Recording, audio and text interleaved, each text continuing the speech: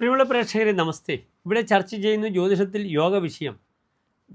യോഗ വിഷയത്തിൽ തന്നെ കല്യാണവർമാവിൻ്റെ സാരാവലിയിൽ അടുത്തതായി നാം ചർച്ച ചെയ്യുന്നത് ചതുർഗ്രഹ യോഗമാണ്. 4 ഗ്രഹങ്ങളുടെ യോഗത്തിലാണ് ചതുർഗ്രഹ യോഗമെന്ന് പറയുന്നത്. ഇവിടെ ചതുർഗ്രഹ യോഗത്തിൽ നാം ചർച്ച ചെയ്യുന്നത് ആദിത്യനും ചന്ദ്രനും ചൊവ്വയും ശുക്രനുമാകുന്നു. ഈ ഗ്രഹങ്ങളുടെ യോഗഫലം എപ്രകാരമാണെന്ന് പ്രിയപ്പെട്ട പ്രേക്ഷകർ ശ്രദ്ധിക്കുക. ഇവിടെ 2 ശുഭഗ്രഹങ്ങളാണ് ചന്ദ്രനും ശുക്രനും, 2 പാപഗ്രഹങ്ങളും ആദിത്യനും ചൊവ്വയും. അതിനാൽ ഈ ഗ്രഹങ്ങൾ തമ്മിലുള്ള യോഗം എപ്രകാരമാണ് ഒരു വ്യക്തിയെ സ്വാധീനിക്കുക, എങ്ങനെയുള്ള മനുഷ്യനാണ് ഈ യോഗത്തിലൂടെ ജനിക്കുക എന്നതാണ് നമ്മുടെ ചർച്ചാ വിഷയം. ആദ്യം എൻ്റെ പ്രിയപ്പെട്ട പ്രേക്ഷകർ ശ്ലോകം ശ്രദ്ധിക്കുക. ആര്യോജിത വാക് വൃത്തി സുഖഭാക് നിപുണോർത്ഥ സംഗ്രഹണശീല വിദ്യാസുധാരയുധ ശശികുജ ഭൃഗുഭാസ്കരൈ സഹിതൈഹി കൂടിച്ചേർന്ന ആരൊക്കെയാണ്?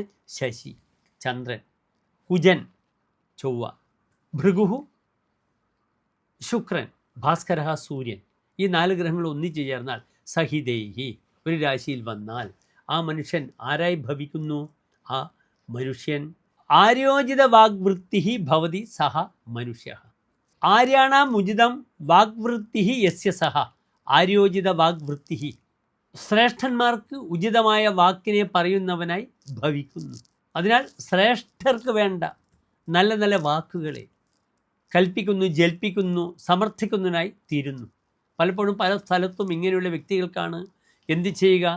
നോർത്ത് ഇന്ത്യയിൽ നിന്നൊക്കെ വലിയ വലിയ രാഷ്ട്രീയക്കാരൊക്കെ വരുമ്പോൾ കമൻട്രി നടത്തുക, നന്നായി അവരുടെ ഭാഷയെ എന്ത് ചെയ്യുക? ഭാഷാന്തീകരണം, സാധാരണ പ്രാദേശിക ഭാഷയിലേക്ക് തർജിമ ചെയ്യുക മുതലായ ധർമ്മങ്ങളൊക്കെ നിർവഹിക്കുന്നു. ആര്യന്മാർക്ക് ഉചിതമായ വാക്കിനെ പറയുന്നവനാകുന്നു.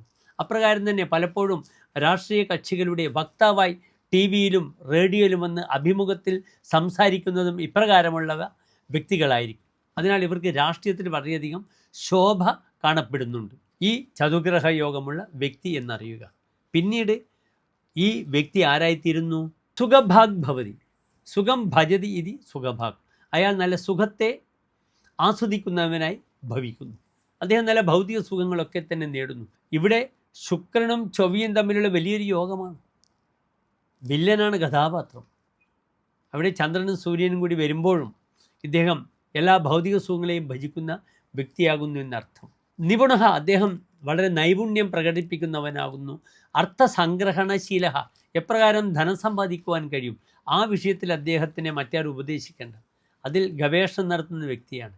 എപ്രകാരം കാശുണ്ടാക്കാം, ഏത് മാർഗത്തിലൂടെ കാശ് സമ്പാദിക്കാൻ കഴിയും, ഇതൊക്കെ വളരെയധികം സ്റ്റഡി ചെയ്ത വ്യക്തിയാണ് ഈ 4 യോഗങ്ങളുള്ള വ്യക്തി എന്നർത്ഥം.